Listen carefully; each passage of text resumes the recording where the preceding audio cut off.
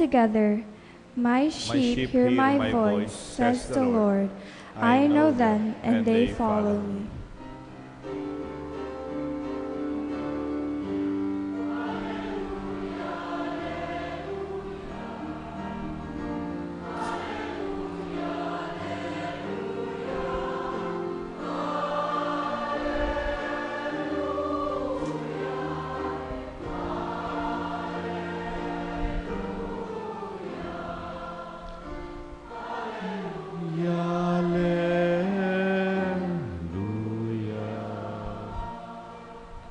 The Lord be with you. And with your spirit.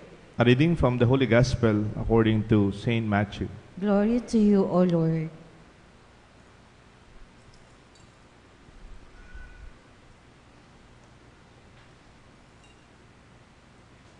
Jesus said to the chief priests and elders of the people, "What is your opinion? A man had 2 sons. He came to the first and said, 'Son, go out and work to our vineyard today.' He said in reply, 'I will not.' But afterwards changed his mind and went. The man came to the other son and gave the same order. He said in reply, 'Yes, sir, I will.' But he did not go. Which of the 2 did the father's will?" They answered, "The first." Jesus said to them, "Amen, I say to you, tax collectors and prostitutes are entering the kingdom of God before you. When John came to you in the way of righteousness, you did not believe him, but tax collectors and prostitutes did. Yet even when you saw this, you did not later change your minds and believe him." The Gospel of the Lord. Praise you, Lord Jesus Christ.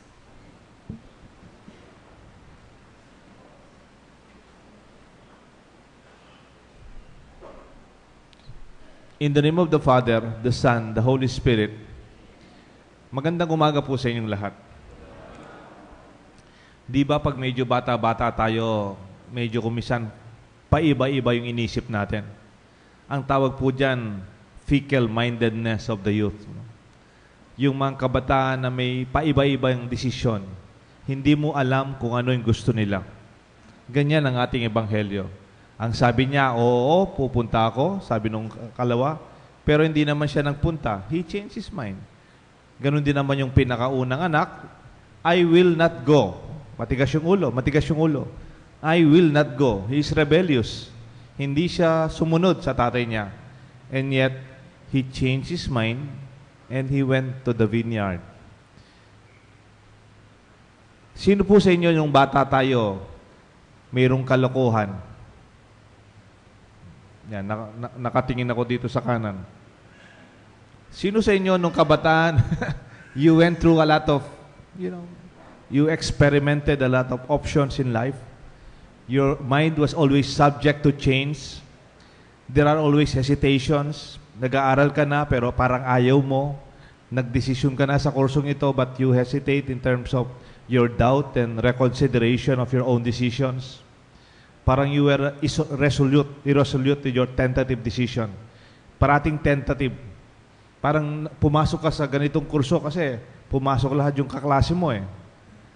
And there is no stability in terms of your resolutions. This is the life of the young. To try and experiment on options. They can go and yet they can also come. Parang kamukha ng gospel yung ekspresyon ng Kapampangan.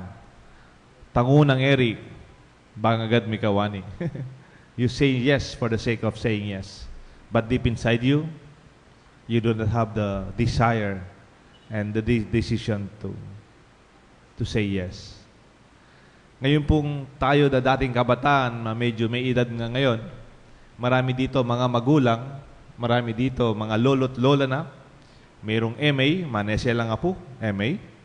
And marami din yung mga parents, nakikita ko, maraming mga manager at boss dito sa mga kumpanya. Let us not look at the example first of the young, those who are fickle-minded. Let us look at the example of the father. If you are a father, you are a leader, expect that there will be a lot of changes in the minds of people around you. Kahit sa mag-asawa, kung minsan kinasal na kayo, parang nag-iiba pa yung isip ng asawa mo. Pabayaan mo siya. Bakit po? Yan ang ginawa ng gospel. Stay put. May repeat? Stay put. Do not panic. Stay put. Stay. Stay.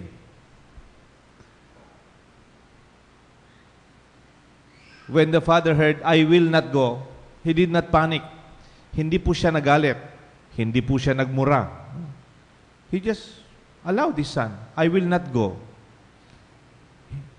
He did not change his attitude towards his son. May kasabihan po, a wise man is like a solid rock. The storms pass, the rains fall, the floods rush, the solid rock remains. Pwedeng yung asawa mo, kumisan, di ba? Iba-iba yung isip niya. Be that solid rock. Be that solid rock that remains. Did you know that when you remain strong with your commitment, you also inspire those who are not yet committed? Pag mayroong taong walang commitment, nagkakaroon siya ng sandigan sa mga taong naninindigan sa kanilang salita at sa kanilang mga pinangakuhan. Look at this. The stillness of the Father in the gospel and the unchanging love of the Father drew the feeble heart and the troubled mind back to the refuge on the stronghold of his life. Magbabalik at magbabalik din yung tao kuminsan hindi pa nakapagdesisyon sa buhay. Mayroon isang libro when we are college, ang tawag, The Journey of the Wild Man. There will be a time a young man will look and search for his own identity until he finds it, he will go home. Ang ebanghelyo po minsan ginagamit sa kasal. Tignan niyo po. I would like to read it with you. Read it with me. John 15:9-10. Ginagamit po sa kasal ito. Type po at, as the Father has loved me, so I have loved you. Now remain in my love. If you keep my commands, and you will remain in my love, just as I have kept my Father's commandments and remain in His love. Anong napansin ho ninyo? Marami ang salitang love, pero marami din ang salitang remain, manatili, to keep what you have said. Sabi nila, it's easy to fall in love, but it's most difficult to remain in love. Do you remember the story of the prodigal son? The father remained at home. The father stayed put.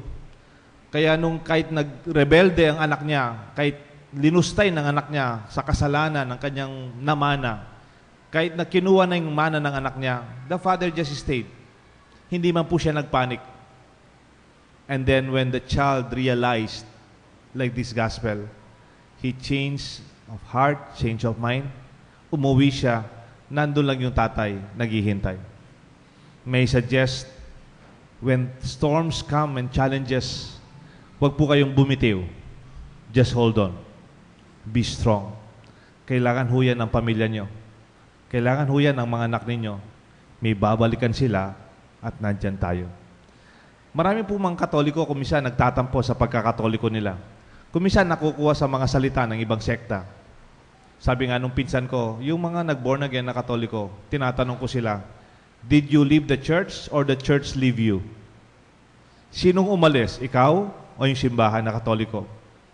The church, our church, remains.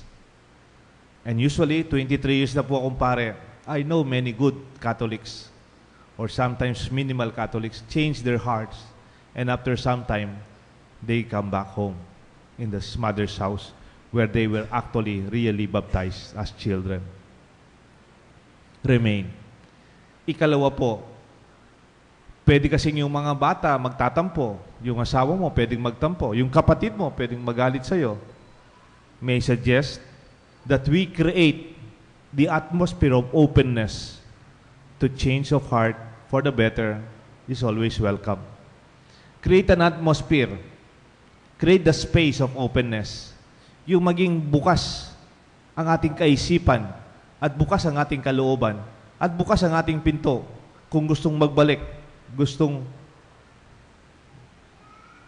umuwi ang lahat ng mga nagtampo. Huwag po tayong magsalitang patapos. Kung minsan pag galit na galit tayo, nagsasalita tayong patapos. Nakaburing nga ka, kit yung balay, hindi. Magumpsang yan maputot na. You know those expressions? Actually, they are not correct. No? They are not even Christians. Meron ho ba kayong narinig sa tatay nung sinabi ng anak, I will not go? Minura ba niya? Na? Nagalit ba siya? Did he threaten him? Di ba? No. He just allowed his son. And later on, the son changed his mind. Yung kalawa, nangako siya, yes, I will go. Yes, I will go. Pero hindi naman siya pumunta. Did the father reprimand him? Nagmura ba siya? Nagalit ba siya? No. The father knew in the long run that second son might also change his mind again.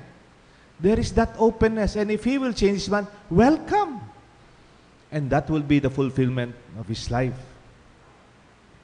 Huwag ho natin gawing mahirap ang pagbabago ng isip. Huwag ho natin gawing mabigat ang pagbabago ng kalooban sa ating pamilya. Huwag ho natin maging masikip ang daan ng pagbabalikan ng mag-asawa. Kung kayo ay mga magulang, help your children to be a family. Huwag mo lang mahalin ang anak mo. Mahalin mo ang pamilya ng anak mo. Mahalin mo ang mahal ng mga anak mo. And that would always be welcoming because love and even our Catholic faith is openness. Do not give up on each other. Do not give up on your family. Keep the doors of change always open. Eko po man yung pa. Don't do that. Always allow the grace of goodness to overcome in the long run. Minsan po may isang anak, sabi niya, galit na galit ako. Galit na galit ako sa tatay ko. Galit ako sa nanay ko. Galit ako sa pamilya ko. Galit ako sa mga kapatid ko. Mag-stowaway po. Tinakas siya po. Megbalot niya pong gamit. Nyantang magkabit siyang gamit, nabaloy tatang na, may ngabit siya pong envelope ketang bag na. May pakrutsitang anak when he realized, deta susi ning baleda. As if the son is being advised, my son, you can go if you want to, kung galit ka sa amin. But here are the keys of the house. Anytime you want to go home, you don't even have to knock. You don't even have to ask our permission. Hindi mo man kami kailangang gisingin. Ang susi ng bahay ay nasa iyo. Because the father, in his own matured stability of his own love for his son, he did not change. And that love is very accommodating and welcoming, especially sa pagbabago ng kalooban. Ang taong walang pag-asa, yung walang buhay, di ba? Pagpatay na yung tao, walang pag-asa. Pero may expression, hanggat may buhay, may pag-asa. I remember a family in Santa Rita. Kaibigan ko po ito. No? Hindi naman po sikreto sa pamilya nila.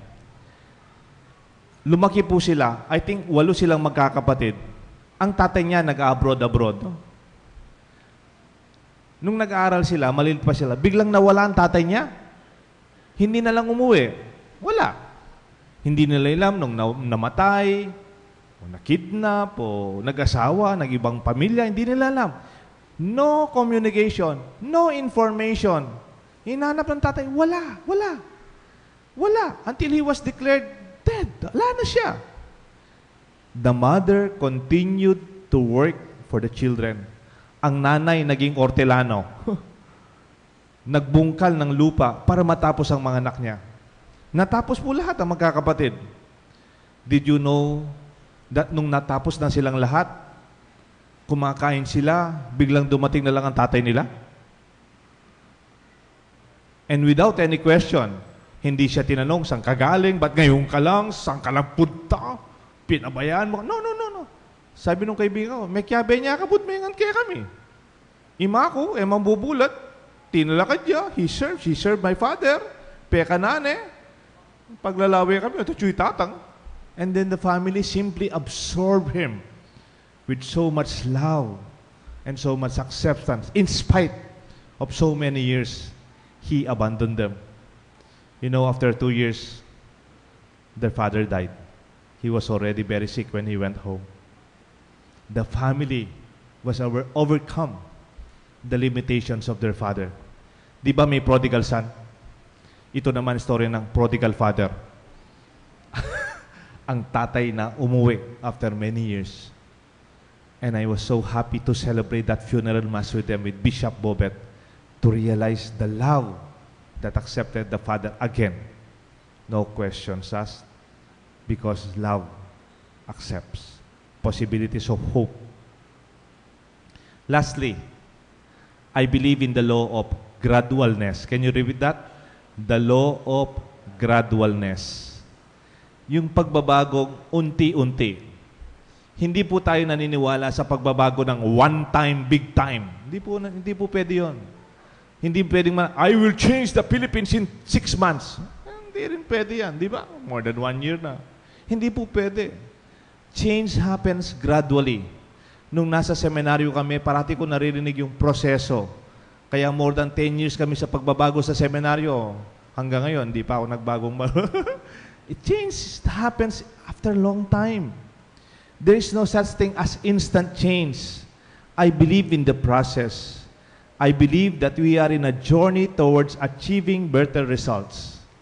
The law of gradualness. Bagya. Real change happen as the flowers will open in its own time. Hindi po pwedeng mapuwersa. Sino po sa inyo naging engineer? May kaklase akong engineer dito eh. Ilang taong ka naging engineer, di ba? It did not happen overnight. Sino po yung lawyer dito? Sino yung lawyer? O sino yung doktor? Sino yung CPA dito?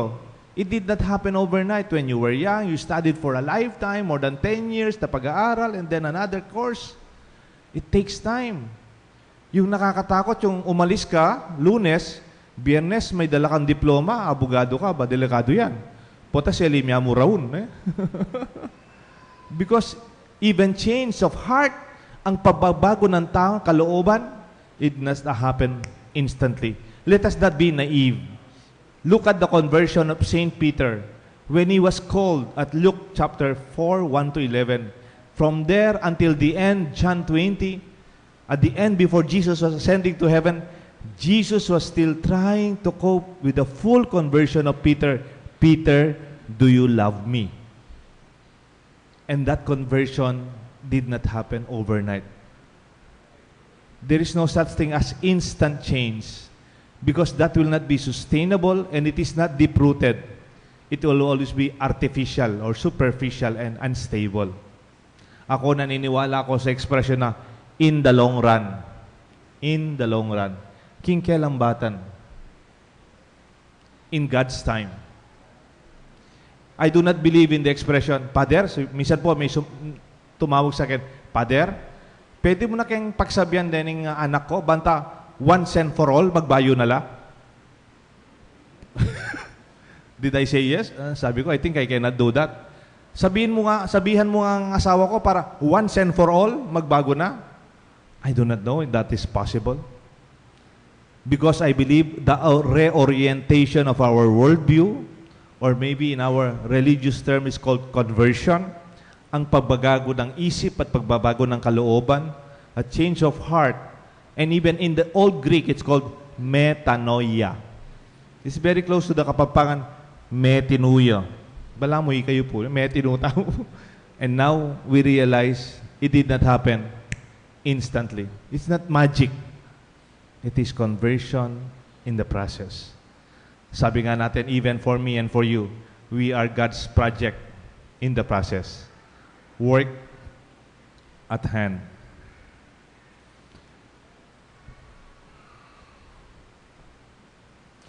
Kahapon po, nag-attend ako ng breakfast ng BCBP. At nag-sharing po sila mga buhay na pinagdaanan. I was very touched by the three sharers sa couple and sa husband. And they were talking about how in their life, paiba-iba yung isip nila. Nagtampo sila sa Diyos. Mayroong part na hindi na nagsisip. Mayroong part na they went through different work. And then they ended up with the Lord. Alam po yung expression ng isa? Sabi niya, God is my rock and my refuge. The God that did not change, the God that remained, the God that was faithful, and the God who was consistent and constant. That we celebrate today. We may be that son. Kung minsan, pag medyo malakas ng kalooban ng tao, tayo nang nagsasabi sa Diyos kung ano yung gusto natin. Di ba pag nagdadasal tayo, Lord, ito ang gusto ko. Lord, gawin mo to. This is my intention. This is my prayer. But in our prayer, as God's children, as God's daughter and sons, did you ever ask, Lord, what is your will? And I will follow you. Light my path and guide me towards the seas of my journey. I would like to read it with you. The Lord is my rock, my fortress. Type full heart. The Lord is my rock, my fortress, and my deliverer. My God is my rock, in whom I take refuge, my shield and the horn of my salvation, my stronghold. Gusto ko lang po magtapos sa isang kwento. Minsan po, mayroong isang kapitan ng pinakamalaking barkong panggera sa mundo.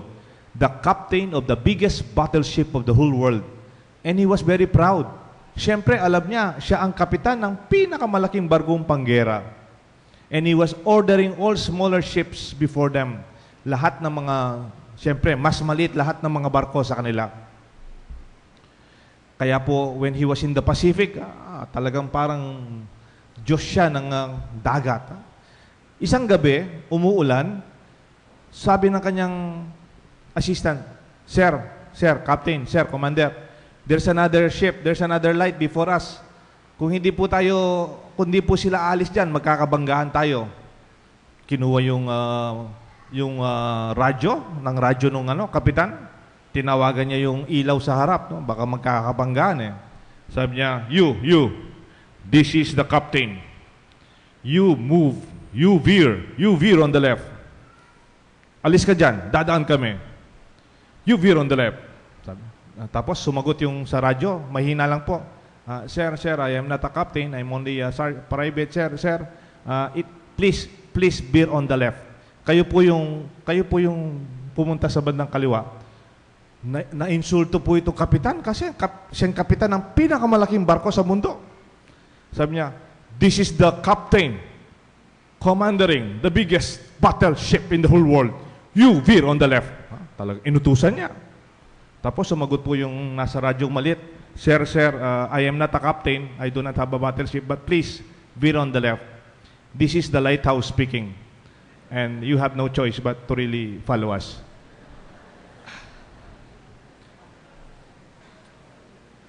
Do you think at the end of the day, who followed? Sometimes we want our lighthouse to follow us.